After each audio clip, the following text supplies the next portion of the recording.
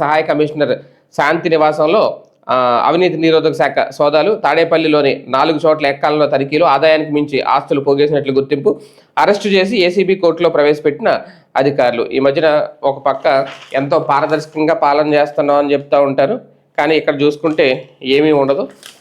ఇప్పుడు అదే ఇక్కడ అవినీతి అధికారులు, లంచగొండ అధికారులు దొరుకుతూనే ఉన్నారు.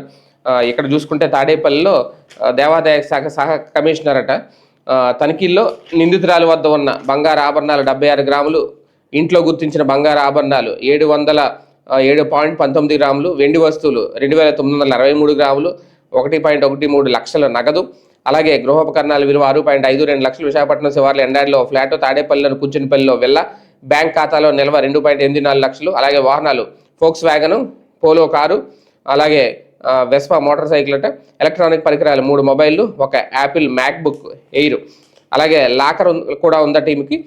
యూనియన్ బ్యాంక్లో లాకర్ కూడా ఉన్నట్లు గుర్తించారు. కోర్టు అనుమతితో లాకర్ తెరవబోతున్నారు. అందులో ఏమైనా విలువైన వస్తువులు ఉన్నాయా అనేది కూడా తేలబోతుంది. ఏది ఏమైనా సర్వీస్లో చేరి పట్టుమని 6 ఏళ్ళు కూడా కాలేదు, మధ్యలో 20 నెలలు సస్పెన్షన్లో ఉన్నారు. అయినా అధికారి కోట్లకు పడగలెత్తారు. అవినీతి నిరోధక శాఖ సోదాల్లో ఆదాయానికి మించిన ఆస్తులు ఉన్నట్లు గుర్తించారు. వైసీపీ ప్రభుత్వ హయాంలో తరచూ వార్తల్లో నిలిచిన దేవాదాయ శాఖ వివాదాస్పద సహాయ కమిషనర్ కె శాంతి అవినీతి వ్యవహారం ఇది. మంగళవారం అధికారులు నిర్వహించిన సోదాల్లో గుంటూరు జిల్లా తాడేపల్లి పరిసర ప్రాంతాల్లో అవినీతి శాఖ అధికారులు నిర్వహించిన సోదాల్లో ఆమె అక్రమాస్తులు బయటపడ్డాయి. శాంతిని అధికారులు అరెస్ట్ చేసి మంగళవారం రాత్రి విజయవాడలోని ఏసీబీ కోర్టు న్యాయాధికారి ఎదుట హాజరుపరిచారు. కోర్టు ఈ నెల 21 వరకు రిమాండ్ విధించడంతో ఆమెను విజయవాడ జైలుకి అయితే తరలించారు. ఏ ప్రభుత్వాలు మారినా ఇదైతే తగ్గట్లేదు, కంటిన్యూగా ఇదే ఉంది.